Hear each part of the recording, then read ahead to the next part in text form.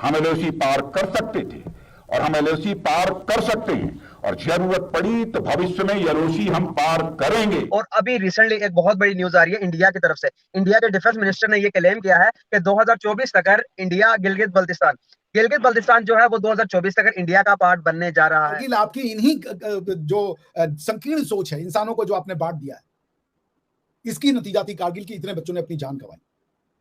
भारत ने पाकिस्तान इसलिए नहीं बना कि आप ताकतवर थे, पाकिस्तान इसलिए बना कि आप हमारे थे और हमने मान लिया कि जब दो भाइयों में बंटवारा होता है तो मानना पड़ता है। पाकिस्तान बंटवारे से बना, पाकिस्तान किसी जंग में जीती हुई जमीन नहीं है। जंग में हमें कोई नहीं हरा पाया, जंग में भारतीयों को कोई नहीं हरा पाया। कितने आए कितने गए, हमने अपनी टेरिटरी किसी को लूज नहीं करने दी। हमने अपनी टेरिटरी अपने लोगों को यूज की। ये कोई मुगल है क्या? ये तुर्की लोग हैं, ये अरबी लोग हैं जो हमसे लेके चले गए बैठे हुए 2024 तक।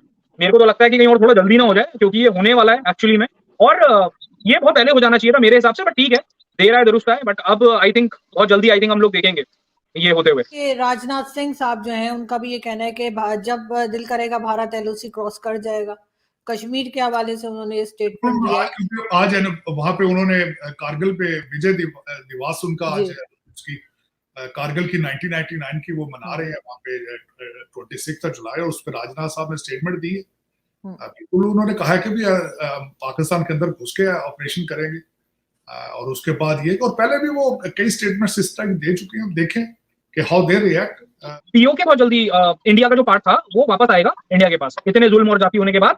और छोटी सी बात मैं और बोलना चाहूंगा इसमें, अगर आपको मैं अपनी बात के साथ एक फैक्ट्स रख रहा हूँ, आपको अगर देखना है और आपकी पीओके की जनता को या आपकी पाकिस्तान की जनता को अपनी तसल्ली के लिए देखना है, तो आप ही लोगों के फेमस एक्टिविस्ट हैं पीओके के, मोहम्मद सजाद रजा जी, रजा मिर्जा जो है, मतलब ये भी पॉलिटिकल एक्टिविस्ट है पीओके में, और इन्होंने साफ साफ बोला है, क्लेम किया है कि पीओके की जनता इंडिया के साथ रहना चाहती है, जम्मू कश्मीर के साथ रहना चाहती है, उनकी तरक्की देख के, और वो शुरू से मानते हैं कि हम यहीं पे रहना चाहते हैं। और क्यों रहना चाहते हैं मैंने आपको फैक्ट बता दिए।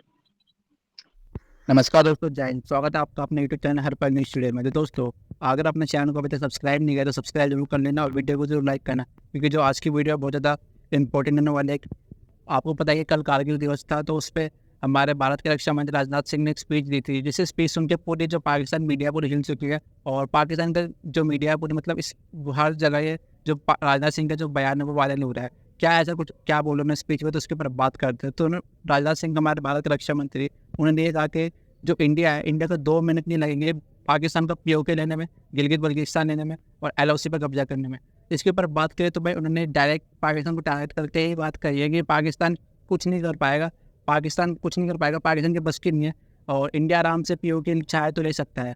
वही बात है भाई, अब पाकिस्तान के पास जो पीओके है, जिसे वो बोलता है कि हमारा है, वो एक्चुअली वो हमारा नहीं है, मतलब उनका नहीं है, हमारा ही है वो एक तरह से। तो ये बात है कि राजनाथ सिंह ने भी बोल दिया है बात। और आपको पता है कि ट्विटर पर जो गिलगित बल्तिस्तान की लोकेशन थी वो भी इंडिया ही शो कर रही थी। तो यही है कि भाई इंडिया मतलब बोल के नहीं करके दिखाएगा। और राजनाथ सिंह की स्पीच से सुन के पाकिस्तान की जो पूरी मेन स्ट्रीम मीडिया हो, चाहे वो कितने भी पत्रकार हो, पूरे हिल चुके हैं।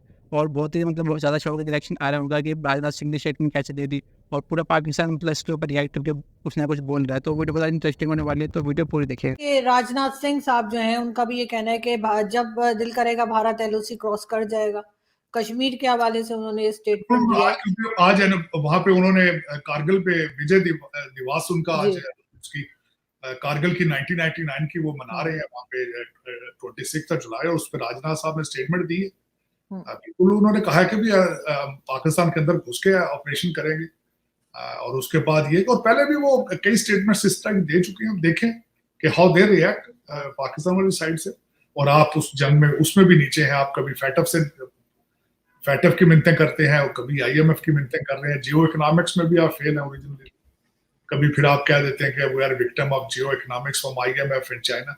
और खुदा के लिए अपना भी कुछ सोचो यार, तुमने खाना पकाया, कोई उगाओ चीज वहां पे, कोई बनाओ चीज वहां पे, सिवाय फ्रॉड के और कुछ भी नहीं बना रहे हो वहां पे। बेवकूफी बना रखा है आपने 25 करोड़ लोगों को, उनको इंसान बनाने की कोशिश करो यार। और इस तरह की कई चीजें मैं देखता हूं, लेकिन यहाँ पे आके बिल्कुल हर चीज फेल हो जाती। क्या वजह, what are the fundamental reasons कि बॉर्डर की इस साइड पे बिल्कुल डिप्रेशन, बॉर्डर की दूसरी साइड है बिल्कुल दूसरा। प्रैक्टिकल बात करूं या मास उस पे मीडिया पे या एक बड़े सेगमेंट की बात करूं, तो वहां पे आप भी जानते हो कितने प्रोटेस्ट हो रहे हैं आए दिन, कितने लोग आवाज उठा रहे हैं कि यार हमें नहीं रहना, हमको बर्दाश्त नहीं हो रहा। अब इवन आपके उनके तो प्राइम मिनिस्टर आजाद कश्मीर जिसको आप क्लेम करते हो, उनके तो प्राइम मिनिस्टर भी थोड़े दिन पहले आके रोए हैं, और पाकिस्तान में भी वो वीडियो बहुत वायरल हुई थी तो आप भी जानते हो इस चीज को कि क्या सच है क्या झूठ है। कुछ 2 4 10 लोगों के इन्फ्लुएंस में आने के बाद बोलना मैं इसमें बिलीव नहीं करता, टू बी ऑनेस्ट। और फैक्ट्स में बात करेंगे हम अभी, क्लाइंट नहीं हूं मैं, ये जानना चाहता हूं कि लोग वहां पे कैसे खुश हैं। क्योंकि अब मैं आपसे ही सवाल करता हूं बल्कि कि जहां पे आटा उनको 180 रुपए किलो मिल रहा है और हिंदुस्तान में वो आटा 25 रुपए किलो मिल रहा है, जहां पे यूनिवर्सिटीज की भरमार है, एजुकेशन की भरमार है, लोग एजुकेट हो रहे हैं और पढ़ाई पे बहुत फोकस कर रहे हैं, अपने बच्चों को पढ़ा रहे हैं, जहां पे आपके यहाँ पे तालीम कहते हैं उसको, तो यहाँ पे उस चीज की क्या वैल्यू है और कितनी ज्यादा अवेलेबल है वर्सेस की वहां पे उसका क्या हाल है। अभी मैं कुछ फैक्ट्स भी आपको गिनाऊंगा, आप उस पर बताइएगा फिर। और अगर ऐसा आपको उन लोगों ने बोला है, पहली बात तो मैं उस बात से मैं अलाइंड नहीं हूँ, पर अगर फिर भी बोला तो मैं आपसे उल्टा रिक्वेस्ट करूंगा कि आप उन लोगों को ये बात बोलो कि भाई तुम लोगों को यहाँ पे सारी सहूलियत मिल रही है नहीं मिल रही है। आपने कहा ना गुरबत, बताओ आपको आजादी पसंद है या आपको गुरबत में रहना है? आपको गुरबत ज्यादा पसंद है कि मैं मुसलमान हूं, मैं गरीब रह लूंगा, मर जाऊंगा, पर रहूंगा मैं पीओके में या पाकिस्तान के साथ, वर्सेस कि मेरे को आजादी पसंद है, मेरे को अपने बच्चों को एजुकेशन देनी है, मेरे को उनको जाके बड़ा आदमी बनाना है, आगे जाके पैसा कमाए वो और एजुकेशन लें। आपको ये पसंद है, तो आप ऐसे माहौल में रहना चाहते हो या वहां रहना चाहते हो? तो मेरा इसमें स्टांस किया कि घर में कोई बाहर का है तो आप लड़ोगी, लेकिन आपका भाई आपसे ये कहे, बहन आपसे कहे कि मेरा घर अलग दे दो, हम अपने घर में अपने हिसाब से, आप मजबूर हो जाओगे कि ठीक है भाई ले जाओ, तुम्हारा हिस्सा है। अपने लोगों से नहीं लड़ता बेटा कोई, बाहरियों से तो हमने लड़ा। लोग कहते हैं अफगानिस्तान जो है वो एक graveyard of empire, graveyard of empire तो हिंदुस्तान है, क्योंकि यहाँ पे जब आए, अरबी आए, तुर्क आए, कोई भी आए, तब भी यहाँ पे बुद्ध भी थे, मंदिरों में घंटियां भी बजती थी, सब होता था, आज भी वो होता है। लेकिन अफगानिस्तान में तो नहीं होता। अफगानिस्तान में तो आज मंदिर खत्म हो गए, गुरुद्वारे खत्म कर दिए उन्होंने। तो तुम कौन सी ग्रेवयार्ड ऑफ एम्पायर हो? ग्रेवयार्ड ऑफ एम्पायर हम हैं। हमने अंग्रेजों को हराया, हमने अरबों को हराया, तुर्कों को हराया, किसी ने आकर के हमें 1-2 बैटल में हराया तो ठीक है, 50-100 साल आपको समझने में इधर उधर हो गया, 200-300 साल लोगों ने हम पे राज कर लिया, लेकिन अल्टीमेटली क्या हुआ?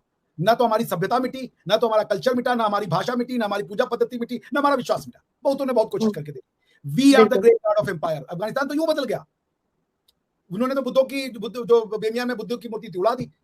हिंदुस्तान हमें और आपको फक्र होना चाहिए, हमें इस्लाम पे भी फक्र है, हमारे पास आए, उसका एक पार्ट है, हमारे लोगों ने उसको एक्सेप्ट किया, हमारे भाई बहन है, हम उनके साथ रहेंगे और उनको हमें साथ रहना। हम लोग एक भाई एक बहन मिलकर के साथ में रह सकते हैं, जिसको जो मानना है माने। हमें किसी के रिलीजन से दुश्मनी नहीं करनी है, हमें बाहरियों से दुश्मनी थी। हमारे लोग हैं और हम सब अब एक कॉन्स्टिट्यूशनल सोसाइटी में रहते हैं।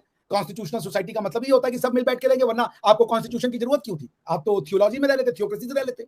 कॉन्स्टिट्यूशनल सोसाइटी का मतलब होता है कि वेद में से सारी पॉलिटिकल पावर निकाल करके हमने डाल दी है कॉन्स्टिट्यूशन ऑफ इंडिया में। हमारे लिए कॉन्स्टिट्यूशन ऑफ इंडिया सबसे बड़ी किताब है, हमारी सबसे जो समझ लीजिए मुकद्दस किताब है, वो कॉन्स्टिट्यूशन है। वो सबके लिए, हिंदू के लिए, मुसलमान के लिए, सिख के लिए, बुद्ध के लिए, सबके लिए। कॉन्स्टिट्यूशन से ऊपर कोई नहीं। और कॉन्स्टिट्यूशन इंडियन बनाता है, भारत बनाता है, वो हिंदू मुसलमान सिख ईसाई नहीं बनाता है। कॉन्स्टिट्यूशन जो है, जैसे गुरु ग्रंथ साहब से सिख बनेंगे, वैदिक वाले से जो सनातनी परंपरा बनेगी, कुरान से मुसलमान बनेगा, लेकिन कॉन्स्टिट्यूशन ऑफ इंडिया से तो हिंदुस्तानी बनेगा, इंडियन बनेगा, भारतीय बनेगा। और उसका जो अकीदा हो, उसको अगर नारे तकबीर में आनंद आता है, वो उसका अकीदा, उसको मुबारक हो। किसी को भगवान श्री राम की श्लोक में मजा आता है, उसको वो मुबारक हो। सब मिल बैठ के रह सकते हैं, कोई किसी से नहीं कह रहा कि तुम गलत हो तुम सही हो, सब एक साथ मिल बैठ के रह सकते हैं। क्या बुराई है इसमें? ये उनको जिस दिन समझ में आ जाएगा, अखंड भारत बन जाएगा। बिल्कुल सही आपने पॉइंट बताया कि लेकिन गुर्बत में नहीं रहा जाता बिकॉज ऑफ दैट के अगर यहाँ पर लोग मानते भी है, मैंने अक्सर लोगों के साथ इंटरेक्ट किया है, मेरा इंटरेक्शन हुआ है, और लोग मानते हैं कि जो जम्मू एंड कश्मीर में लोग रहते हैं वो ज्यादा खुशहाल है कम्पेयर टू पाकिस्तान में रहने वाले लोग जो आजाद कश्मीर में रहते हैं। उसके निस्बत जो जम्मू कश्मीर में लोग रह रहे हैं वो ज्यादा खुश है, क्योंकि आधार कार्ड उन्होंने गिनवाया मुझे, उन्होंने बताया कि जिंदगी की सहूलियात, अगर बात करेंगे गवर्नमेंट जॉब्स और हर चीज की आजादी दी है। हमारे पास, अगर अंकुश भाई यहाँ पर मेरे पास एक सवाल और भी है, अगर आप देखेंगे तो हमारे पास, हमने कश्मीर को एक आजाद स्टेट होने का उसको नाम दिया, हमारे पास कश्मीर का प्राइम मिनिस्टर भी है, आप लोग के पास तो कश्मीर का प्राइम मिनिस्टर नहीं है, इसको कैसे बताएंगे आप?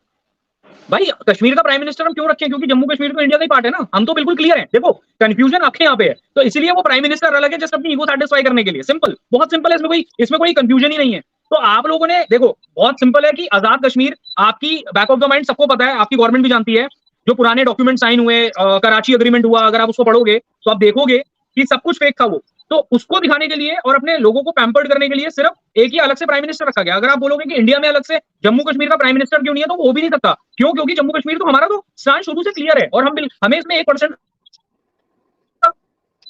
जम्मू कश्मीर हमारा है, शुरू से है। इनफैक्ट मैं पीओके भी हमारा है। वो कराची एग्रीमेंट डिस्टर्बेंस हुआ, जो फ्रॉड हुआ, आई वुड से, मैं वर्ड को यूज करूंगा, फ्रॉड हुआ कराची एग्रीमेंट का। रातों रात आप लोग ने एक नया पीओके में एक पॉलिटिशियन खड़ा करके आप पढ़ना इसको गूगल पे, आपको पता चलेगा। और मैं अपनी जनता को भी बोलूंगा जिनको कंफ्यूजन है पाकिस्तान में, कि रातों रात एक पॉलिटिशियन वहां पे पॉइंट हो गया और उनका हो गया कि जी पीओके हमारा हो गया। तो ऐसा नहीं होता है।